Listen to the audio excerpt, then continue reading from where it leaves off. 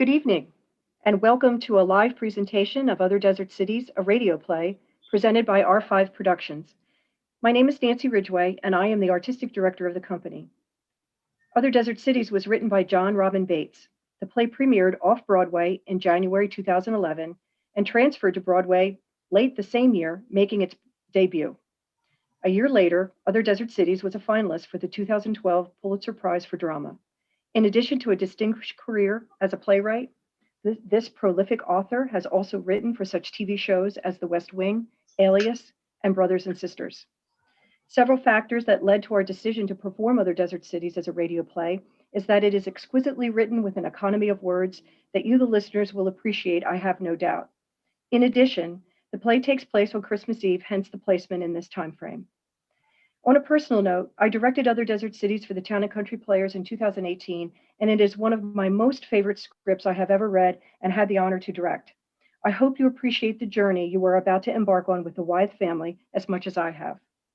Please enjoy our presentation and hang around after the show for an introduction to the cast and crew as well as a short talkback. Thank you again for tuning in and your support of R5 Productions.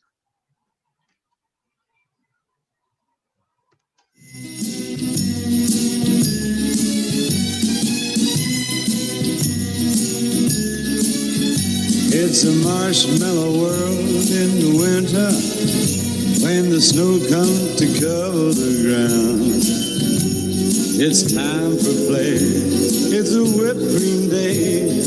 I wait for it to hold you around. Those are marshmallow clouds being friendly in the arms of the evergreen trees. And the sun is red like a pumpkin head. It's shining so your nose won't freeze. All the world is your snowball. See how it grows. That's how it goes. Whenever it snows, the world is your snowball just for a song. Get out and roll it along. It's a yummy, yummy world made for sweethearts. Take a walk with your favorite girl. It's a sugar day. What if spring is late? In winter it's a marshmallow world.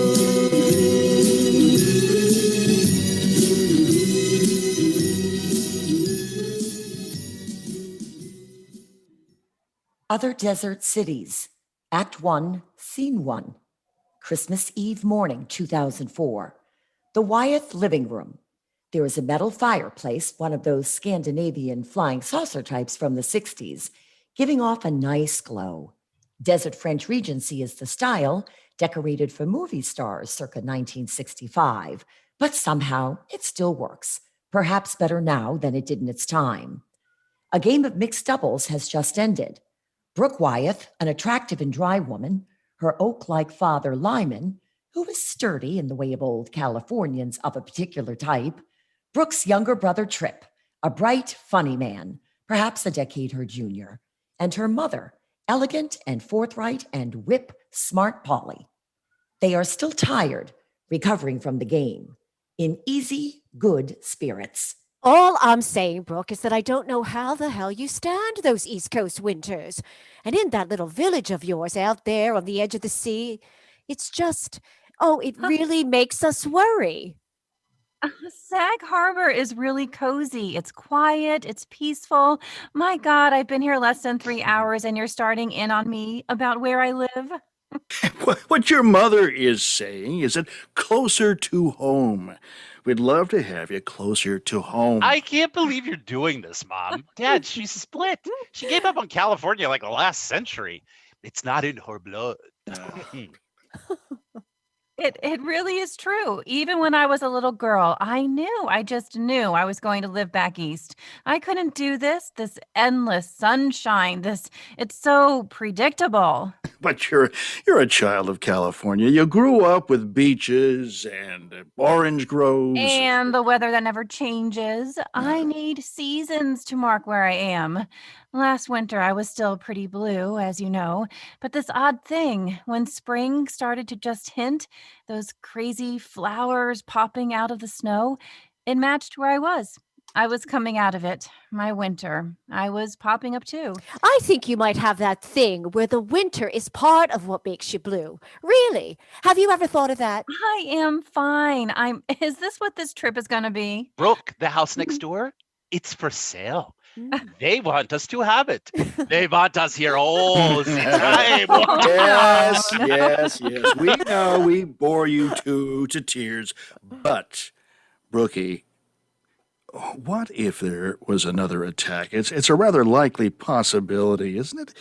I mean, it's only been a few years. It's only been Oh, here we go. No. Let's not do this. You know we still have friends in Washington. Oh, you wouldn't believe what they don't tell you. Well, we hear it blood-chilling.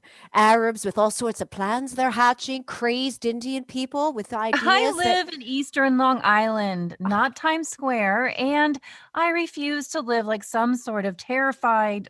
Oh, this is how you win at tennis. You agitate me. You really just impossible. I have no idea what you're talking about. If you have a lousy serve, you have a lousy serve, darling. And if all it takes to win is to tell you that I think this war is entirely justified, well, then you shouldn't be playing tennis. Oh, do you still own a revolver, Dad? You know I'm Oh, not well, cooking dinner. We're having Christmas Eve at the country Oh, club. Jesus, Mom. Oh. Who is Christmas at a country club? Jews is who has Christmas at a country club. That's why God made country clubs, so half-goy hipsters and their aging parents don't have to cook. Oh, it's terrific. Stone crab claws, Bloody Marys, chink food, and a mambo band. Well, if you want to stand here slaving over a hot stove in the desert, be my guest. I can't face it anymore.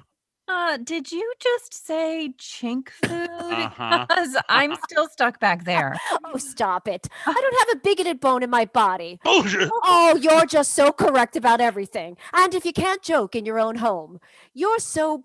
Oh, I want to know this. When did everyone get so damn sensitive about every last thing? When? Around the time you people started using words like chink in public is when. you don't like the Palm Springs Country Club. Is there anything about our lives you don't mind?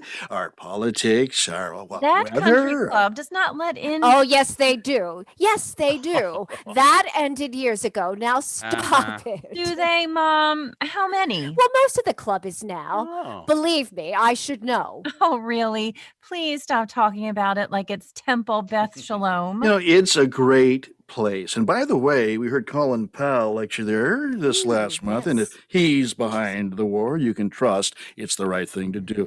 He knows a lot more than you do, Brooke. Most trusted man in America. Well, No. Look, we talk actually, politics. It's only 8 in the morning. The whole day will be shot to shit. Really, it will just dissolve into stiff upper-lipped thermonuclear family war. Oh. We can't have that, can we? Look, despite your abhorrent and repugnant lefty politics, we want you to know we're damn proud of you. Proud? What did I do? Brooke, come on, your book. You sold it to the first people who read it. Which is a great relief, as you will no longer be known as the girl who had only one novel in her. Oh, well, I didn't realize I was. Oh, come on, dear. After 6 years, everyone was beginning to wonder. You did bring it, didn't you? Yeah, but I have to make copies in town. I wasn't going to carry a bunch of copies on the plane.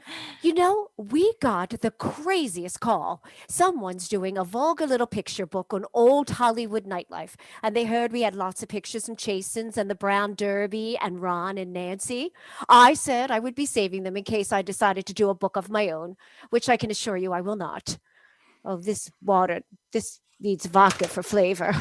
Yeah, look at this. Don Rumsfeld is paying a visit to the troops in Baghdad. Oh, isn't that a nice, thoughtful Christmas present? Oh, maybe while he's out in the desert, he can dig up some of them weapons of mass destruction. No discussion of the war. This is a cardinal goddamn rule. We'll be here all day, and I want to get back in time so we can see my show. I told you it won't really mean anything to me. I don't watch television. Well, unless you've suddenly become Amish. That's unbelievably pretentious. Oh, Brooke, you really have to see. Oh, it's quite extraordinary, really. You've Hmm. never seen anything like it. I don't even understand the premise. It's like a courtroom thing. Oh, I Uh, can explain. You see, this is what your brother's talents and education have led him to, Brooke. A fake TV courtroom with fake trials featuring roving litigants out to make a buck. Hey, Jury of Your Peers is a huge hit. It's not fake. That Uh-huh. man is a real judge. He's a retired judge from Encino. And you see, it's a regular trial, only the jury, it's made up of stars. Stars? Those are not stars. Gary Cooper was a star. These are what appear to be some very moth-eaten, down-on-their-luck has-beens. So basically, roast both it's very funny, Brooke, both the defendant and the plaintiff, and render a verdict. And if some of them are midgets, well, why not? Please, please. This is how the law is conducted in this country now. A freak show with carnies making muck. Dad, come on. It's showbiz. Everyone signs a waiver. It's civil court. The show pays. Oh, so there's no harm, no foul. No matter how wrong the person is, the show pays. What's the name of the judge? Oh, yeah, him. Uh. He's, yeah, his name is Judge Myron C. Glimmelman. Oh, my people, my people, my people. Hey, he's a great guy, all moral rectitude and good hair. oh, just like you, Daddy. Hey, I would never sell myself short like some common. Oh, really, Mr. Ambassador? Respectfully, what was being the spokesperson for the California Wine Board? Public service, something you know nothing about. Drinking the wines Of the Golden State. and taste. Yes, taste how the West, West was won. I remember. We were that. trying to promote the state's growing of the- And let's not forget some of those movies you were in before you sold out and became a politician. Well, I did not sell out. I found a higher calling. You ungrateful little brat. Hey, people need to laugh today. I mean, it's also serious and goddamn, horrible out there. I mean, we could all get anthraxed any minute. People need a laugh. It's our fault, Lyman. We failed at providing normalcy. We had 2 children, and both of them have entirely abnormal careers. 3, actually. Excuse me. 3 children? 3. Of course. So, Trip, you're basically saying that being right or wrong matters a lot less than being funny. Funny is all we have left. Yes, they flew planes into buildings. People need funny. I can't argue with you about this. If you fail to see the merit in what I do, that's your loss. All of you. We all can't be as hopelessly highbrow like Brooke. Oh, Some of us actually have to make some money. I'm going to take a shower, breakfast. It's on me. Yeah, what does he mean people flew planes into buildings? What's that got to do with jury of your peers? hey, should we wake Aunt Silda? Is she joining us for breakfast? My sister seems to be sleeping till noon or so at least. Ever since she came back from rehab, she stays up all night watching old movies. Why did she slip? Do you know? Please, who knows? She'd been doing okay, that's the thing. She had 5 years sobriety and she went just like that. How bad is it exactly? The woman's liver needs a liver. Ooh. So she's going to live here with you. Huh? Oh, yes, I insisted. Yeah. Not forever, only for a bit until she's back on her feet and we know she's not going to slip. I think she's very lucky to have you looking after her. Well, she's not getting the same level of care we gave you, believe me.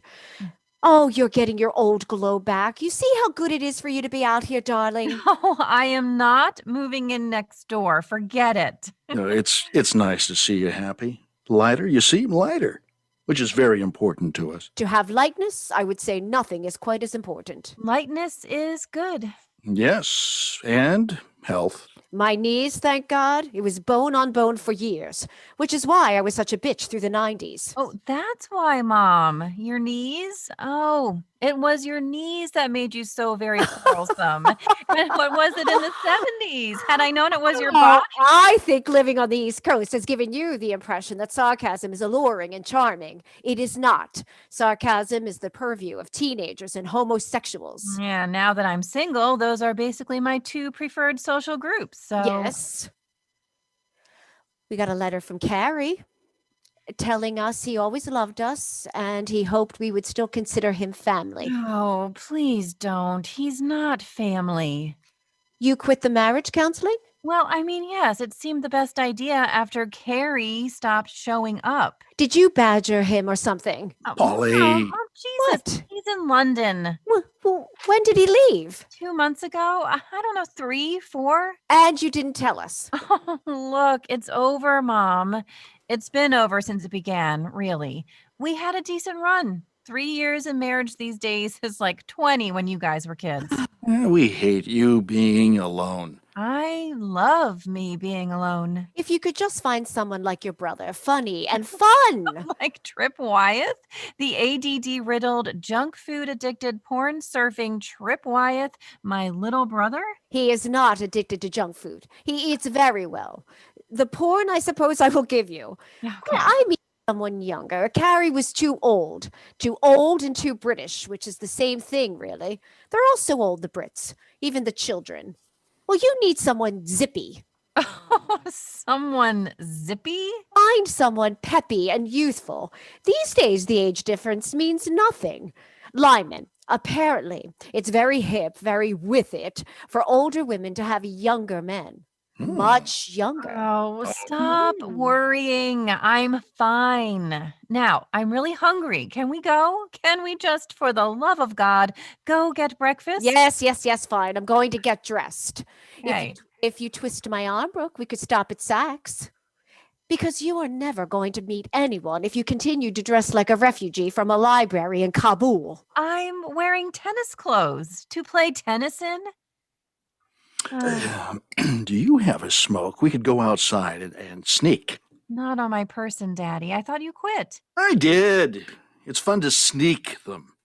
Your mother sneaks them too. It's a little game we have. We steal each other's smokes. It's amazing, really, what you do to entertain yourself in the desert. I have pot for later.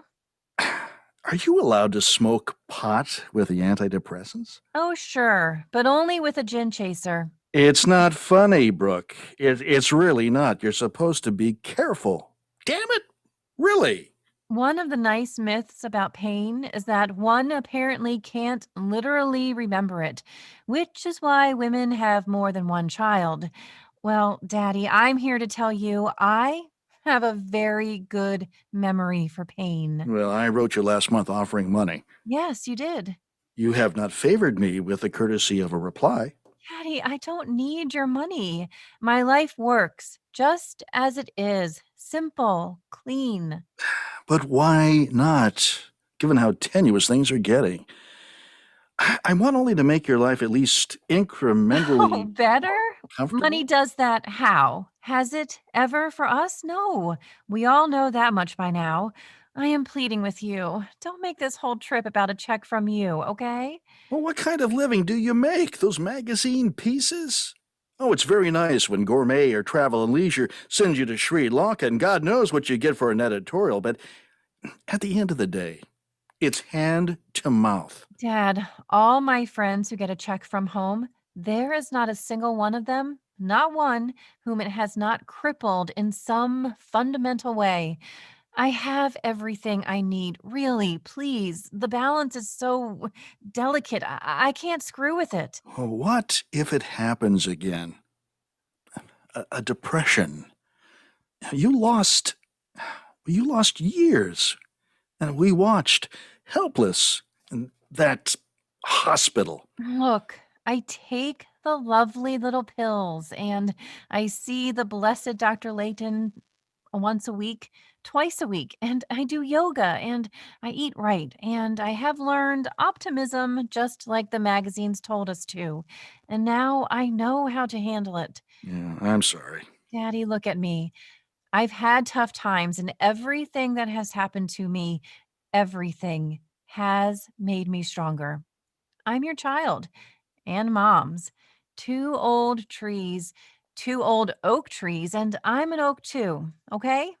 Got it? Oaks. Yeah, we all have our ways of coping. Mine is to be overprotective late in life. You sometimes fail to understand that I lost a child.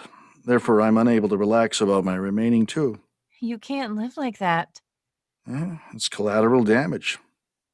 I don't expect you could know what that feels like, my darling. How can you say that? I don't know what it feels like. I lost my older brother. He was my best friend. I don't make friends easily. He was most of my world, and then he was gone You still miss him? every day, most of the day, all day. Mhm. For me, it's the holidays. At Christmas, I think of your brother. I think of Henry, of what's left, of time, and of everything. You think it would be forgotten by now? Just because you moved to the desert does not mean that anybody with a computer couldn't find out what happened with this family in a matter of moments. It's part of who we are. We can't just pretend it never happened. A lot of people get through the entirety of their lives pretending. At a certain point, it's not the worst thing to do. I'm sorry, Daddy. I tried to live that way, and I just can't. I need to actually talk about it, not in code, not obliquely. We have Well, never I can't. really. I can't. Maybe it's the old actor in me. Maybe I prefer my lines written down. Sometimes I see myself on the TV late at night, grimacing with a 45 in my hand, arresting someone. That was so much easier. You should have stayed a movie star. You were so handsome. Oh, yes, but it mortified me. I just look good in a suit. Well, let's get moving. I don't want to be stuck on Palm Canyon Drive in the noonday sun. All that last minute Christmas shopping. And at Saks, those people spraying you with perfumes called Maid's Night Out or something. I still have some stuff to get. My hairdresser needs some Givenchy shower splash and a new walk. Oh, shower splash and a new walk. What else is there to life? Oh, Brooke, you think everything is funny, even when you were blue. The twinkle? But sometimes you can't help it, little girl. And the twinkle isn't there. Well, excuse me. I better go change, darling. It's a marshmallow world in the winter. When the snow comes to cover Cover the ground. Ooh, you're already staring off into the desert. That is not good. You know that sign on the highway where you can either turn off for Palm Springs or keep going to other desert cities? I am always so tempted just to keep on driving. How do they do it? They never even leave anymore. They barely go into LA. Not barely enough, but enough for me, though. When they do come, I have to drop whatever I'm doing to meet them for dinner at some awful old restaurant with goddamn swans in Pasadena. The restaurant serves swan. Oh, shut up. You need tennis lessons. You've lost your game, and your serve sucks. You used to be good at it. Well, I used to be good at a lot of things, and the trouble with being good at things is that it takes too much work to stay good at Well, them. with that attitude, it's a fucking miracle you finished your book. Oh, my book, my book, my book. What happens if they hate it? They've never hated anything you've written. I just get the sense that it's not going to be so easy. I was kidding myself. It's so much pressure. Look, it's not like you've written some poor little Hollywood upbringing shit, is it? No, but it is about Henry, whom we can't talk about. It's about our brother. who went to war with our parents, joined a cult, disappeared, and then planted a bomb in an army recruiting station before killing himself is what it's actually about. Okay, so maybe it won't be the recommendation for the Book of the Month Club. And he didn't plant the bomb. No, maybe he didn't, but he was party to it. I mean, it's loving, and I love them, and how can they see it as anything other than... Look, if you're scared of what they might say, I'll protect you. Relax. You can't protect me. Not from her. Not from Polly Wyeth. Oh, yeah? Do you know what it takes to produce a TV show 5 nights a week? You have to have nerves of steel. It's as though having a show on the air turns people into that little creature with the ring in that stupid movie with those little assholes in the Middle Ages fighting elves and shit. Precious. What are you doing? I literally have no idea what anything you just said means, literally. Literally, you don't know Lord of the Rings. Literally, I have no idea. Oh, shut up. Oh, you pretend to hate pop culture, but secretly, you fucking love it. I do not. not. No, why do you fight it? I mean, look, it's in our blood. Look at us. Look at Dad, a gunslinger and a gumshoe at Paramount, and Mom and Aunt Silda wrote those crazy ass Hillary movies. Oh my God, Hillary! Over Thanksgiving, I lay in bed. I had the flu or like consumption or something the whole time. I watched the DVD box set of all of them. Whoa! There's a box set. Yeah, from Here Comes Hillary to Hasta la Vista, Hillary. They're magnificent. I never saw that last one. Yeah, that's the best. And Mom was, of course, in a feud with Aunt Silda.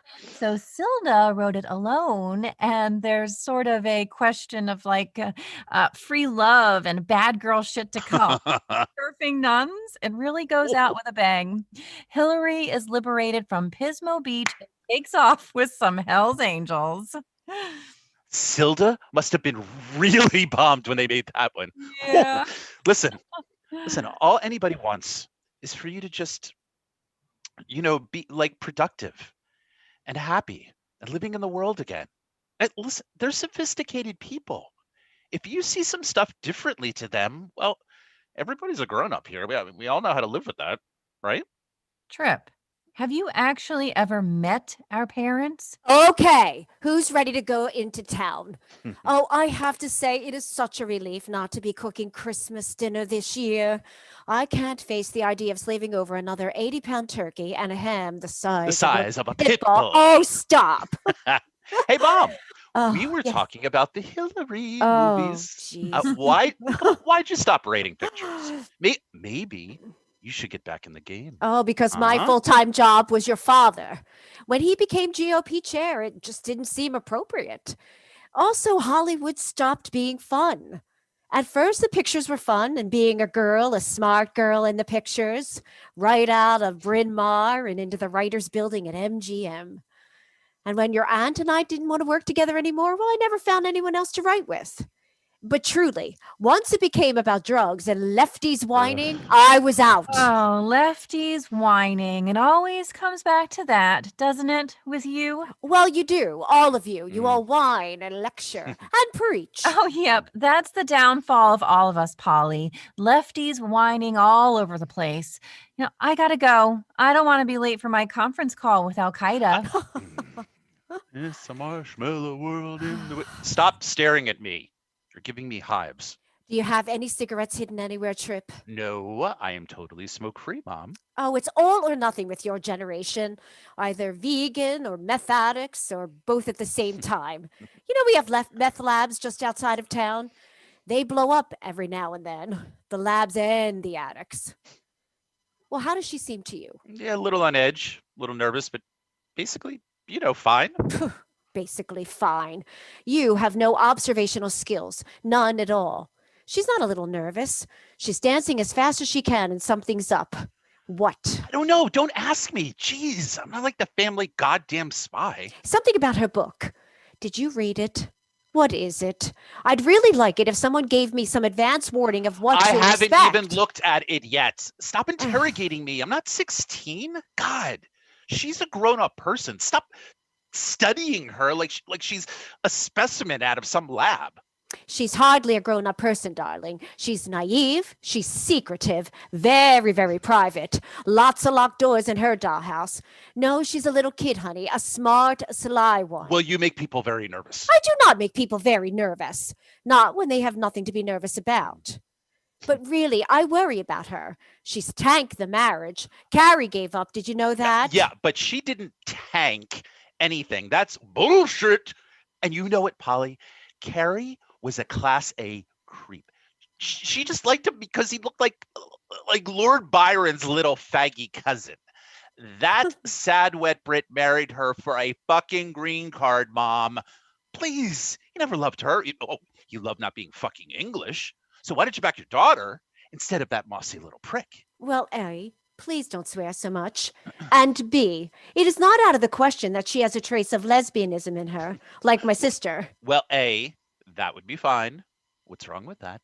And besides, B, why are we having this talk, Polly? Because you're a moron. Yeah, so what about it? Because when we're gone, you're going to have to watch out for her. Oh, gone. Where are you going? Where are you going somewhere? What if she has another breakdown and we're gone? It'll be on you. You. She's fine.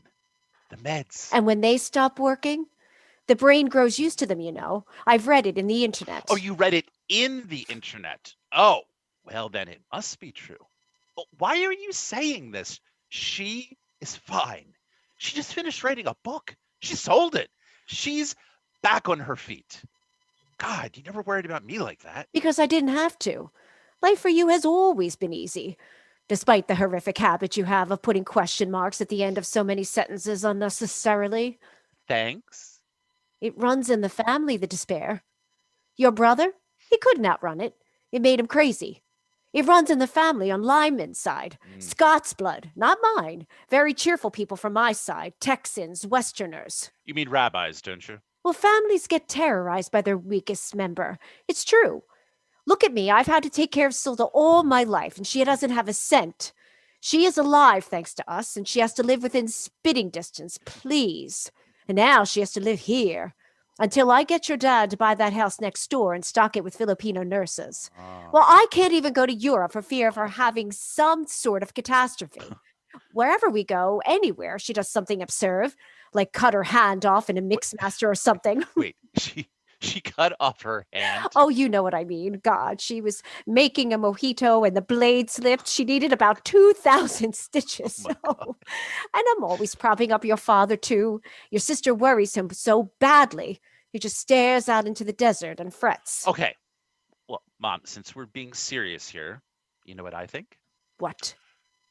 You're unbelievably rough on her. You can't handle it when people hit bumps. Totally freaks you out. You want everyone to be a goddamn Marine, okay? Polly? Yes, I don't like weakness. I've tried to push her to be hard on her so that she wouldn't sink. I don't know if I've succeeded. You can die from too much sensitivity in this world. Yeah, well, sure not going to happen to you. She has no idea what it means to roll with the punches, to let it ride. Oh, yeah, like you do. Please take me seriously. Right, okay, I will. I dread reading this thing. It's so much pressure to be fair, and I hate being fair. They should put that on your tombstone. Here lies Polly Wyeth. She hated being fair. But you are, Mom. I'm just telling you that your sister will be your problem one day, Trip, okay? She won't be. Nobody's anybody's goddamn problem. Hey, kids. Oh, boy. Oh, Jesus Christ. You know what happens when you don't drink? You have dreams. Oh. I hate dreams. I have more Nazi dreams than Elie Wiesel. What does that say about me? Always being chased by the SS. Hello, Trip, sweetie. Well, you look like $1,000,000. So cute. No, go on. Maybe it's the pills they have me on. They gave me this antabuse stuff. You know what it is? Mm-mm. If you don't drink, you can't stop throwing up. Believe me, I've weighed the options. Jesus, what day is it? I'm taking Tuesday for Thursday. I mean, what kind of doctor invents something like that, huh? Some goddamn avaricious sadist in the pocket of the drug companies is who. Where's my niece, Brooke? Hello, Silda. Did you sleep well? Oh, sleep well? How do you sleep well on that for cock-temperpedic? This not drinking is going to kill me. Remember that great Toady Fields joke? I've been on a diet for 14 days and all I've lost is 2 weeks. Well, that's how I feel about not drinking. Of course, she got so fat, I'll bet she didn't think it was funny when they lopped her leg off from the diabetes. Oh, my. Well, I guess there's a Hilda. cautionary tale in there, isn't there? Oh, fuck. What? Oh, I forgot it's Christmas Eve today, isn't Oh. it? Trip, I hope you don't mind. I didn't get presents. I can't. I'm not allowed to drive anymore. No, and- no, no, no, no, no presents. And and a broke, broke, of course. Of course. Oh, well, there's that. Well, thank Christ I can still swim. I'm going to jump in the pool and try and do a couple of laps before the end of the day here. Wow. And there you have it. Wow. A preview of coming attractions for you, Trip. And that's as good as it gets, my dear. That's as good as it gets.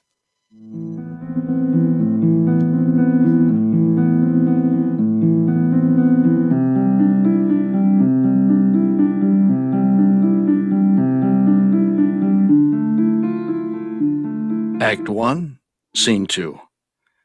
The Wyeth living room, late afternoon, Christmas Eve. The sun is going down and ochre desert light pervades. The Christmas tree is lit in all its splendor. Silda and Polly are wrapping a few last presents. Silda wears a Poochie-like top. The fire is lit. Silda's smoking Virginia Slims. Polly is drinking a scotch. Rocks. Yeah. I know I shouldn't smoke, but all these goddamn virtues will just kill us all, really. Oh, I know you think that, sis. Don't be so smug. Helen Bloom quit a year ago and then got mowed down by a garbage truck on Bob Hope Drive, and she could have had a hell of a last year. Smoking like a chimney, not being tense, all of it. It was her biggest pleasure, and she quit for nothing. A lost year of happiness. Silda, is this your way of saying you want to keep on drinking? Is that what this is? Oh, honey, if I wanted to, I would. I don't, so I won't. Helen Bloom died. I thought she just dropped us. She did drop you, and then she died. Maybe they're connected. Why did she drop us? Why does anyone drop you? Because you're not an easy person. I'd drop you too if I could. Do you like the Poochie top I'm wearing? Do you mean, do I like the quote-unquote Poochie you're wearing? Please don't start with me. There was a sale. I had to fight off real vultures for this Poochie. It was like something out of National Geographic. Oh, that Poochie was made in a basement in Rangoon. Please. All these phony designer dresses and tacky Hong Kong knockoffs you scrounge for at Loman's, they never fool anybody, really. This Poochie is quite real. Oh, darling, I know when I'm being played. I know what's real and what isn't. They don't have fake at Loman's. Right. They have originals for $14.95. It's a miracle. Polly, stop that. Now that's mean. What's the matter with you? Oh, I'll tell you what's wrong. The buttons are wrong. The colors are off. Listen, there's no shame in being careful and having to scrounge for bargains. It's admirable. It's the trying to pass that gets me. All I'm saying is don't try and pull one over on me. I don't like it when people pretend things are one thing and they're actually clearly another. My daughter is tap dancing around about this book of hers, and we're sitting here waiting like nothing is happening. I mean, I could take it out of her goddamn bag if I were to sneak it, which is something you would do. But that would put me on the defensive, because the discussion would become about that rather than the thing itself. So no, we can play that game. Oh, I can wait. But let's not pretend that those are real buttons. You know, I'm going to have to learn how to deal with you now that I'm sober, because if I were drinking, that train of thought would make sense to me. But sober, what you just said is totally incomprehensible. Before she died, Helen Bloom quit my book club, you know. I know all about it. But that wasn't a book club. It was a vast right-wing conspiracy. See, your politics are offensive to normal people. You goad people with them. I like to spar. That's what Attila the Hun said. That's why you two are so isolated here. Your only social life is with that blue-haired Republican crowd. All those fundraisers you do or go to, all those hopeless squares. You used to be so with it when we were kids. Oh, Silda, I love those fundraisers. I believe in them. I believe in that crowd. They're my people. They have a stake in upholding the entrepreneurial American spirit. I'm still a Texas girl, Silda. So are you. Oh, honey, newsflash. You're not a Texan. You're a Jew. We're Jewish girls who lost their accents along the way. But for you, that wasn't enough. You had to become a goy, too. Talk about the real thing. Talk about faking it. Honey, this poochie is a lot more real than your Pat Buckley shtick. Try not to be disagreeable, Silda. It's Christmas. Hello, my Oh, darling. Lyman, thank you. Mwah. The two most beautiful women of the desert. Hey, Lyman. Submarine Captain was on the Turner Channel last night. They're doing a Christmas of War pictures from the old days. Christmas of War pictures? What can I say? It cheers people up. This is America. We get warm and fuzzy about war. It took you about 12 minutes to die, not including commercials. It's true. Nobody at Warner's died like me. It's the one thing I had a knack for.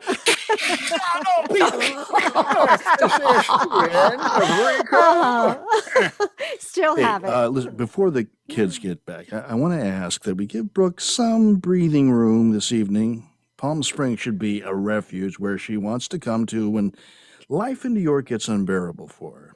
Palm Springs isn't a refuge. It's King Tut's tomb. The whole town is filled with mummies with tans. I don't want confrontations. First time she's been here in 6 years, and I want her to want to come back often and easily, to feel safe here. Lyman thinks I'm too stark with her. Actually, Lyman thinks his wife doesn't take well to constructive criticism, is what Lyman thinks, okay? I just think the only way to get someone to not be an invalid is to refuse to treat them as such. And there it is, folks. The entire GOP platform in a nutshell. If I were to be gentle with you, you'd never get out of bed. I want to wish you a Merry Christmas. Hey, hola, and stuff. Oh, good. You're back. My God, it's insane out there. The Christmas decorations, a papier-mâché reindeer, and a menorah fell onto Palm Canyon Drive, and traffic is backed up for miles. The lights sparked a fire, and the reindeer burnt up like an effigy of George Bush in Baghdad. Wow. Yet how hallucinatory it can be here on the West Coast. I gotta get out of this place. You can always move east with me. I have room. Oh, yeah. Me in the snow. That'll work. Hey, why have we never gone to that Desert Follies thing? Do you realize the world's oldest living showgirl is performing nightly? What was her name? Sure. Dorothy Dale. I wanna- Dorothy Dale. I would have the best Christmas present you could give me is if we go downtown, have funny drinks, and watch the Hoofers. Please, I mean, she's in the Guinness Book of World Records. I think we may have just found the next foreman for Jory of your peers. Okay, here. 2 copies, freshly printed. I know you've been waiting. Just let's get this over with and go on to enjoy ourselves. Merry Christmas, Santa has come early, yay. Oh, come on. I don't want there to be any more anxious stares. No more fear, no more dread. Dread? Should we be dreading this novel, darling? No. Sorry, wrong word. Not dread, but there is something you should know before you read it. Oh, I just love it when people say there's something you should know. You can just tell it's something you wish you didn't have to hear. Oh, stop it, Polly. Well, first off, it's not a novel. I know I said it was, and it started off as one, but after a few chapters, there was no hiding what it was, no fighting it. It's a memoir. A memoir of? Us. The story of everything that happened to us. So I wanted to prepare you for this. Ah, I see. So you want us to brace ourselves. And that's why you've been hesitant to tell us earlier. You thought we couldn't handle it. No, I had to finish writing it to make sure and to know what I had to sit with it. Well, it's not entirely unexpected. May I ask what's in it? Actually, probably the more piquant question is, what's not? Isn't it, Brooke? Look, here's what it is. Okay, I was blocked, as the entire world knows, and then something clicked. After you sent me all my old diaries, Dad, all those boxes, Mm-hmm. yeah, something was triggered about the life we had. The thing of you being old guard Republicans in Hollywood, that odd and very particular subset. What it was like to be the child of an ambassador and how that affected us, all of us, how it made us. In other words, it's all about your brother, of course. Well, yes, it's mostly Henry. And yes, your relationship with him. What happened to that boy who loved music, who made me sit between two speakers and memorize all the lyrics to every Beach Boys song? Brooke, I just want to say this. You may, of course, write whatever you like, but the ice gets thin. The ice gets thin when it involves we, the living. And we, the living, would like to go out gracefully. Hey, I have an idea. Why don't we all, I don't know, read it before someone says some shit they may want to retract later or something. We're all asking questions and they can all be let's just have Christmas first, please. I mean, can't we try really hard to muster up some normalcy for me as a Christmas present? Okay? Huh? I don't need to read it. I can give you my stamp. Say what you will. I am at peace. Peace? Lyman, no, you're not. Polly, no. Sorry. I bow out. Quite simply, I do not wish to adjudicate what our daughter has written. You don't want to... I will not be put in the position of having Decider? Well, I will. You and I have a son who was implicated in a horrific and senseless bombing in which a homeless veteran of Vietnam was burnt to death, burnt to a crisp, supposedly by accident. And this is the subject of her book. So no, I am not at peace. Polly, let it be. That's not how I conduct myself. I never have. It doesn't work. Look, I love you, and nothing in it contradicts that. Really, I don't think you have anything to be nervous about, said the spider to the fly. Oh, I just love how right off the bat you assume that it's a hit and run job on you, Mom. How little trust there is. I mean, look at you. Trust? Didn't Ronnie say trust but verify? God. No, I kind of would like to verify before it shows up on the bedside tables of the liberal elite across the land. Before we're reviewed by your pal, Miss Didion, in the New York Review of Books. Wow. Let's not rush to any conclusions, shall we? Now, if you got a decent advance, we could always give it back if that's an issue. No, Jesus. Knopf bought it. I'd probably make more money selling cashews in Central Park, but it's something, and it buys me time to do another. This is good, really. I mean, that is not in dispute. Of course it's good. You're a real writer. You shouldn't have been fulminating in the dark for 7 years. Jesus Christ, fulminating? Is that what you call being hospitalized? Is that what you call what's going on with me? No, I don't. I know what was going on with you. Polly, you're being really, and I mean really, a hard ass, even by your standards, which is saying a lot. She's written a new book. She's sold it. She's had tough times, tougher than you understand. Oh, I understand. I was there. I fed her when she refused to eat. I sat there in Sag Harbor in that dark little cottage. Don't you dare tell me I don't understand my daughter. That is one area, the area of having children where you cannot presume to condescend to me. Because when I am called, I show up, okay? And so much for Yuletide cheer. A friend of mine's stepson wrote a book. A lovely San Francisco family, all about his shitty childhood and his boarding school horrors, booze and acne. And now there are lawsuits for everyone.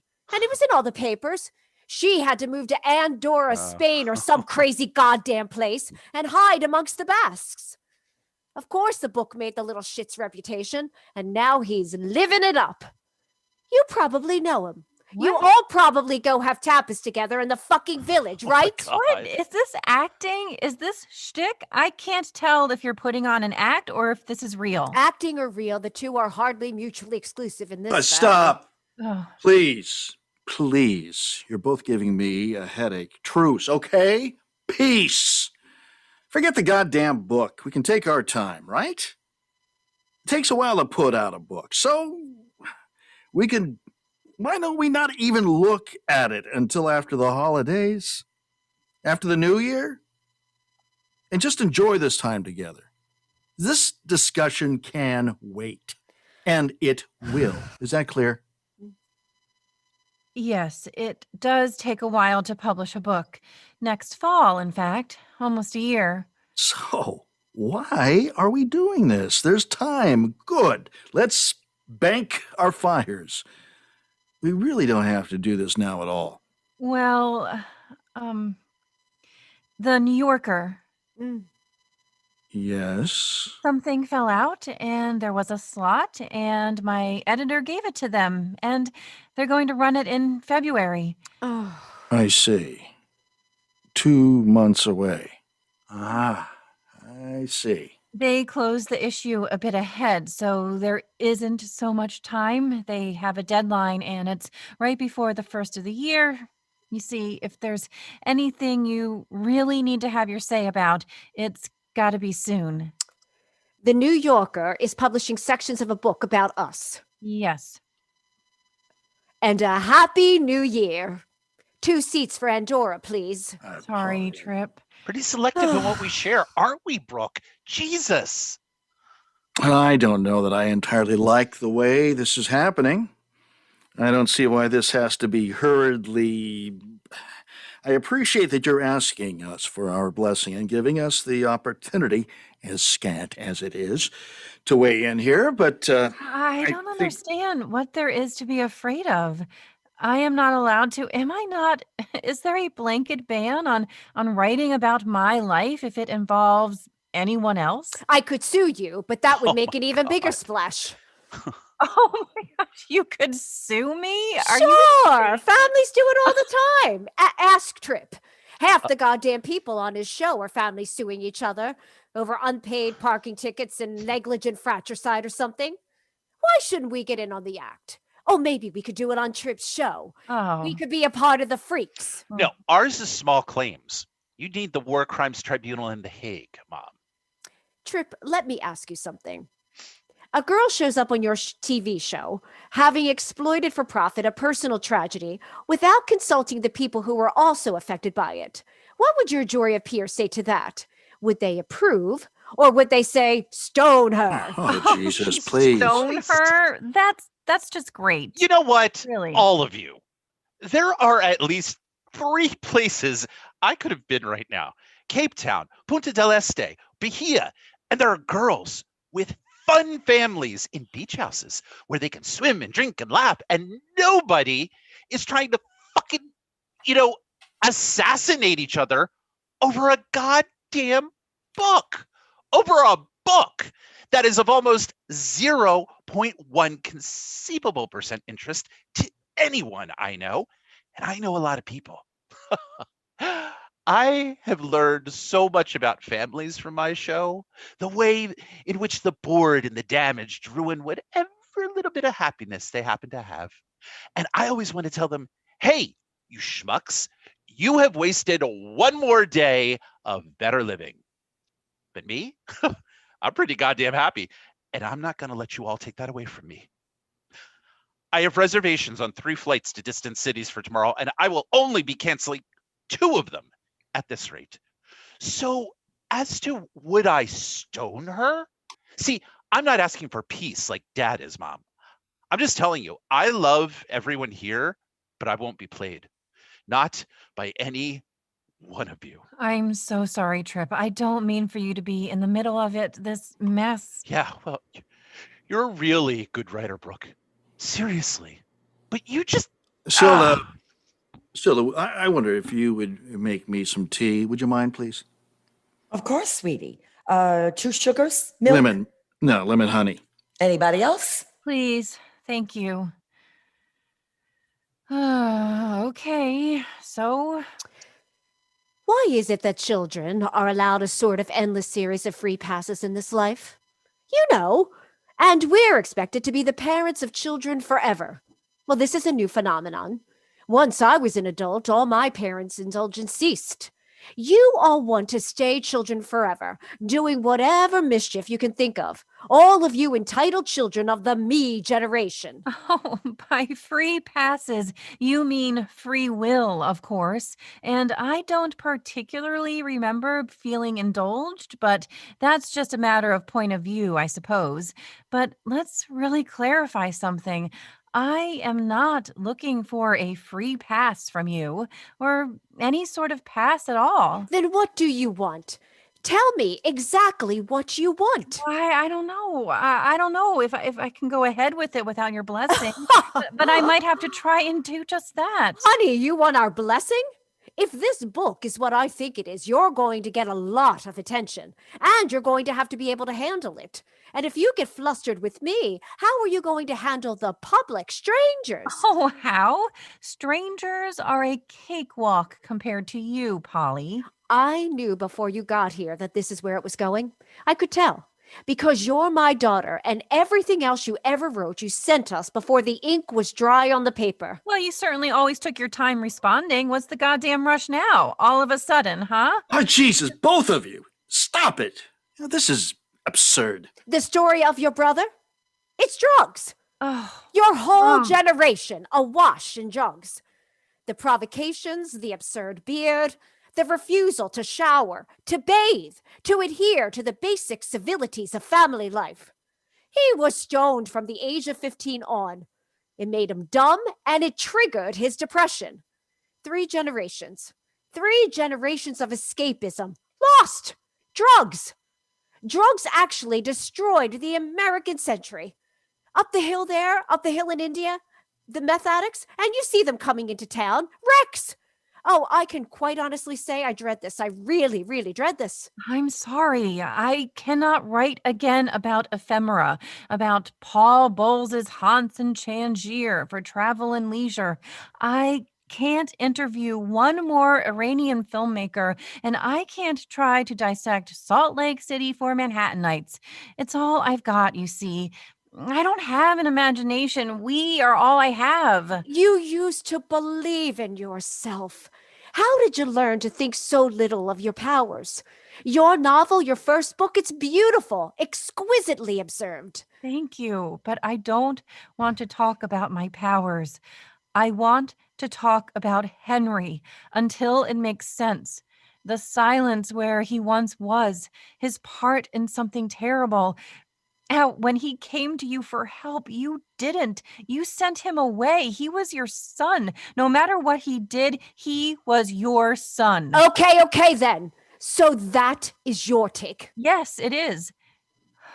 I imagine his suicide, his last day. I try to understand the note he left. I do that. That's in there too. You imagine his suicide? To try and make sense of it. What that day was like for him. Drowning. Why? Because I think I died too. But you didn't, darling. Look at you. You're right here. You have a life. You struggled.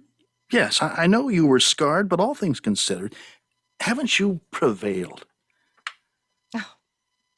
This is what you call prevailing? My brother killed himself, and he was my best friend. And he didn't even leave me a note. Why did he leave you a note and not me? That doesn't make any sense. To jump off a ferry in freezing water, never found. You don't leave people that way. It's stealing their life as well.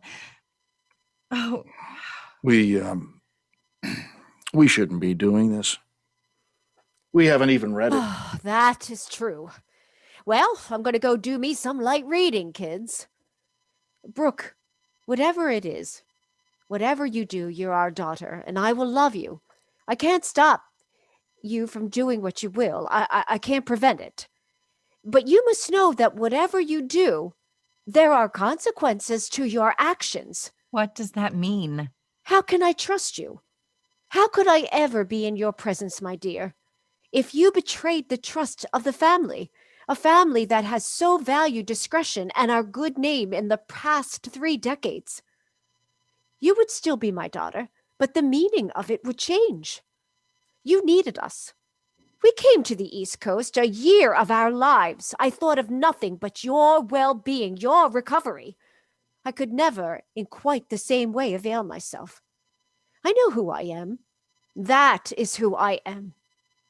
You would lose us, so you understand. Wow. That was a scary kiss. Is that right, Dad? I would lose you? Yeah, thank God for this old fireplace. Never ceases to surprise me how cold it gets out here in the desert at night. So, is this going how you expected? I thought, as in all things, you would give me your blanket support, cheer me on. What did I expect? I don't work that way. I follow my stupid impulses to the bitter end. You could postpone the magazine piece, so I could slowly persuade your mother that it doesn't matter. Brooke, I'm looking for room to navigate, for this to feel less like we're cornered. You have to give people room to navigate. You must leave people options. Politics has given you the idea that all things are negotiable, Lyman. It's why people can't bear politics anymore. Everything is forever on the table. This has nothing to do with politics. I'm frightened. In 2 months, the most painful part of our lives will be in the glossy pages of a magazine, and then a few months later, a book. Dad, I'm going to go outside for a bit. I need to smoke. Hey, get some more firewood. So, I miscalculated badly. Polly basically threatened to never speak to me again. really? Well, I take that deal in a goddamn heartbeat, kid. Did you know, Silda? When I kept sending you pages, did you know that this was how they'd react? Of course I did. You're surprised? I'm always surprised. Oh, what? You thought there would be no consequences to telling the truth? Telling the truth is a very expensive hobby. At least yours leaves you with something. My little hobbies left me broke. I could hold off. I mean, I finished it. Maybe that's enough for now. Just knowing it was done without needing it out in the world for a bit. And Don't you dare. it's not that I'm scared. It's just that I don't want to be unkind. Oh, to these terribly kind people? My father, Silda, is not unkind. That's the part I can't. I wish you'd let me give you some concealer. You have those dark circles under your eyes. You just need some TV touch, honey. Oh, you and your TV touch. Jesus, you think that's what I need? A goddamn makeover? All right, hold still. You're so jumpy. Pickles. What? You want a Xanax or something? I have a whole goddamn Halloween bag of the stuff.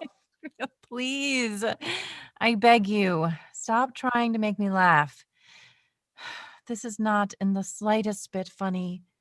Okay. No, Lyman is not unkind, but life is chemical. And a chemical reaction happens when two people get together, and in this case, a certain kind of ambition and striving overtook the actual human beings. Your parents are holding on to the last bits of power and influence they had, and they can't imagine a world in which you have the right to speak of it critically. They tried so hard to turn Henry into one of them, cut his hair, sent him to a boarding school for delinquents, forbade him to express any anti-war sentiment in their home, forbade his friends to enter the house. They tried to clean him up, but he fought as hard as he could. I tried to protect him, to give him something, but I was no match. These people, driven by fear, have taken ownership of an entire country. And fear led to punishment, and in the case of your brother, even at the cost of a life itself, just to hold on to the way things were. You managed to explain in one book, and you did it just by telling the story of this family. Isn't that something? So please, I'm begging you, don't back down, Brooke. You're stronger than Henry was. Your book gives him everything I couldn't. And I am telling you what I told him. Do what you must. Fight on. Don't back down. Do it for him, for Henry. Do not back down. You'll win because you have ideas and they only have fear. There are no pictures of him. How do you do that? Have no pictures of your son? And look around. Sinatra, Rock Hudson, you, Barry Goldwater, me and Trip in Mexico, Nancy, Dad in any number of his movies. Look at him. Mom and Dinah Shore. I introduced them. They had chemistry. One picture of Henry, age 17, in Ojai at school. Look, he looked like the best of both of them. He was supposed to be an actor. He played Hamlet in high school. He understood that play. All that ambivalence, all that rage. God, he understood it. Tall, long shock of hair, silent, quiet, royal. But this surfer version, this California golden boy Hamlet. He was wonderful. He would have been a movie star. Your tea? Are you okay? I think I might be catching a bit of something, a little bug of some sort. Whiskey? This'll help, God knows. I never wrote my memoir because it would have hurt our friends. How hard it was after Henry was implicated the way he was. How they all vanished. And your mother refused to accept it. She circled the wagons around me, born out of thinking I'm easily bruised. I am not easily bruised. But she would not let them off the hook. She's the only woman to have faced down Nancy Reagan, Betsy Bloomingdale, and Mrs. Annenberg at the same lunch and reduced them all to tears. Tears of shame for their unconscionable behavior. As though I had placed that bomb. Your mother reminded them all who we really were, and of their obligations to honor loyal friends. Nancy went to Ronnie and sat him down. They had a dinner for us at the L.A. Country Club, and everyone came out. Yes. And now they were our friends again. And by the time Ronnie was president, well, they made me ambassador. I didn't know it went down like that. That Mom did that. Please don't do this. I cannot embarrass those people. Some of them are alive still. And you can do what you like after we're gone. Do you not understand that? It's simply good manners. It's as simple as that. Well, let me tell you, good manners have gotten me into a lot of trouble, Dad. Probably you too. I am past the point of good manners. You have so much of your mother in you. You don't like any weakness, especially in yourself. You can't forgive it. Why, it's why you ended up in a damn hospital. Well, if you can't forgive yourself, I suppose it's futile to ask you to forgive me. No. So you'll publish your book and punish us all, and a reporter will call me for a comment, and I will say, no comment. I will keep saying it until I die. No comment! Oh, Dad. God, I love that smell, that whiskey vapor. If I could just live in that scent, I'd be happy. I'd never need to take a drink again. I'd just breathe it in.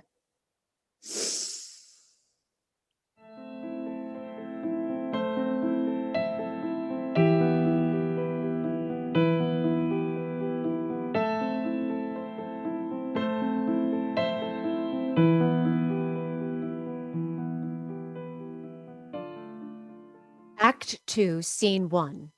Some hours have passed. It is night, the fireplace glowing. Silda is asleep on the sofa, a throw covering her. Brooke and Trip alone in the living room. They are drinking whiskey. Trip is reading the manuscript, and Brooke is pacing, anxious, making herself known.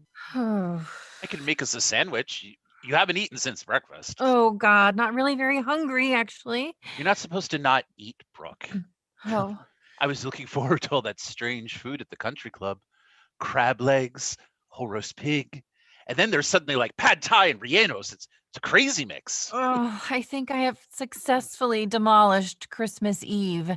They've been in there far too long. They're bearing the attack. How can you stay so neutral on this? No, who said I was neutral?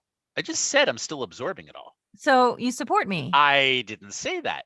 Now, did I? Look, I haven't read the whole thing from start to finish, but enough. And you probably have the right to publish anything you like, pretty much about anyone, whether that's decent or cool or not. And they have the right to push back, whether that's decent or cool or not. Ugh, you're like Mom. It's like you learned chess in her womb and are playing against yourself, and everyone else is only a pawn. What do you want? For me to say, oh boy, sis, sure, art comes before life. No, that's the worst kind of oversimplification. But you sort of think it does. And so you have to accept the consequences of art over life, which in this case is likely to be losing the trust of the people you love for the sake of these opinions, these bewildering portraits of these people who seem totally unrecognizable to me. Well, maybe your powers of No. observation Let me are- finish since you want to know. Opinions. You turned Henry into this saint of the 70s, all patchouli and innocent questioning and reacting to the stultifying oppressiveness of these waspified GOP zombies in the other room.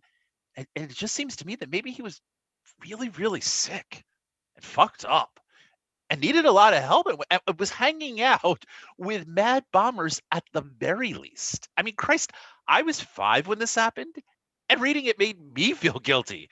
Mom and Dad, you don't think they blame themselves? They let him go.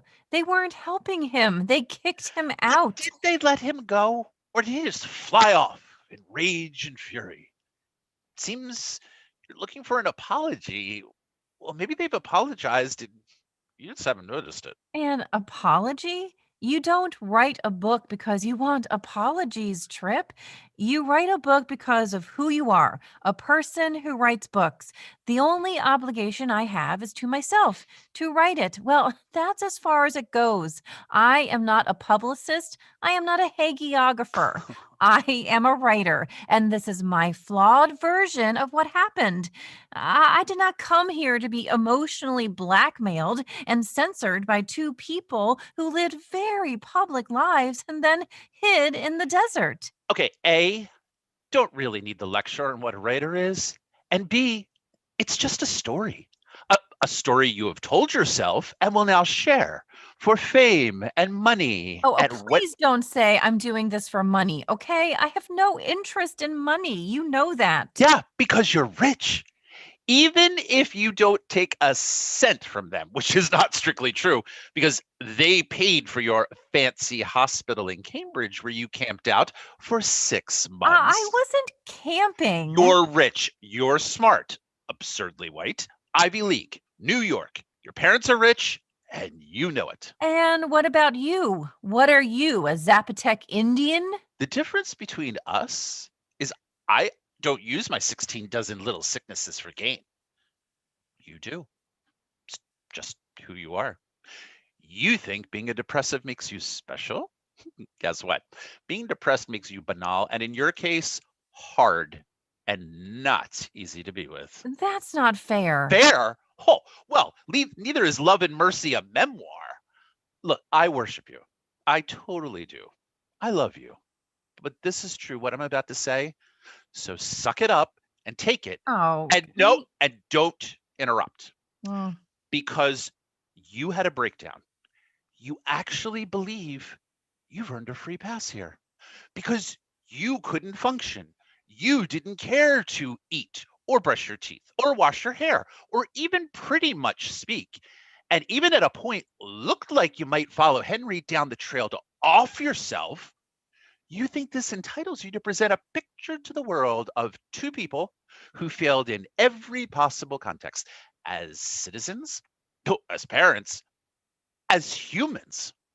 You figured all this out, did you, Dr. Wyeth, when you weren't busy cooking up jury of your goddamn peers? You would be a little bitch about my TV show, Brooke. At the very least, have the decency to watch it first, okay? You think you're not like anyone else on Oprah? Well, don't talk to me like Mom talks to Silda. Mom talks to Silda like she loves her. And as for my being like Mom, listen, you're as hard as fucking Stalin and as good at chess as anyone I've ever known. And you didn't get that from Lyman. Look, I accept that you can't recognize our parents as I have written them, that time changed them. So why can't you accept that I've been as honest as I could in depicting events that you weren't really aware of as a little kid? I never said you were being dishonest, but let me ask you a question. Did you give Silda the manuscript while you were working on it? Uh-huh. Because I can smell her tone a mile away. And if I can, you could bet that Mom can too. Yes, I did. She was there for a lot of it. Oh, she sure was. And which she uses like a goddamn baseball bat to hit Mom and Dad with how crappy they were to Henry. What do you think Polly is going to do to her sister when she realizes that Silda was goddamn deep throat for you? Look, I needed someone else's eye to... Brooke, I'm just saying that you've made the story better and added a lot of very specific detail to show you as the victim. No, you and Henry. Doesn't mean you're a liar. Then please, Trip, just back me up. They listened to you before all others. Really, if you just said, it's okay, in that way you have, because I'm not going to back down. I won't do it, and they're going to have to learn to live with it. Please, Trip. So wait, here are my assignments for Christmas. I have to get Mom to not send Silda out on an ice floe like some Eskimo, which of course will be our first instinct, and also get them to give you their blessing to publish a book, which paints them as right-wing sociopaths whose ideology destroyed their children's lives. Who am I? Rudolph the goddamn reindeer? Oh, wow, you do have a shiny nose. I am so rolling a joint. You don't understand this depression thing because you don't have it. Yeah, that's what all depressives say. How would you know what I have and don't have? How? You have your head so far up your own butt, you wouldn't even notice if I was covered in killer ants and being stung to death right in front of you. Oh, don't say that. I mean, it's true. I mean, we joke about, watching my TV show, but that's what I do. I make TV shows. It's part of my life. My life. there are some things you don't know about me. I was impotent for a year. I developed a unhealthy relationship to sleeping pills, and I kicked it cold turkey. I dated a Russian woman almost twice my age and loved her. I take flying lessons, and I happen to have read almost every book written about the Civil War. You take flying lessons? Just because I am wasting my goddamn Stanford Berkeley education making ironic and cheerful TV shows doesn't mean I am not very, very much filled with despair. Nobody who takes pleasure as seriously as I do could possibly be happy. Don't you know that? Look at me. I don't take my romantic life at all seriously. I am probably a sex addict. I don't want kids because it's far too easy to fuck them up. And our parents call me every time that they need help with their email or cell phones. And I am presiding over them getting older, and parts are going to start just falling off of them. And you haven't even noticed that Dad has a little invisible hearing aid, which he is too vain to discuss. And they're the only people, aside from you and Sleeping Beauty over there, that I have ever really, really loved. And you're half insane and vaguely suicidal. Silda's entirely insane and incapable of taking care of herself. And I can feel myself turning into Hugh Hefner. Welcome to the end of the goddamn Golden State. I am California, and California is not happy.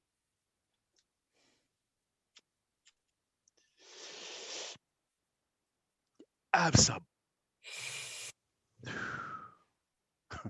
Thank you.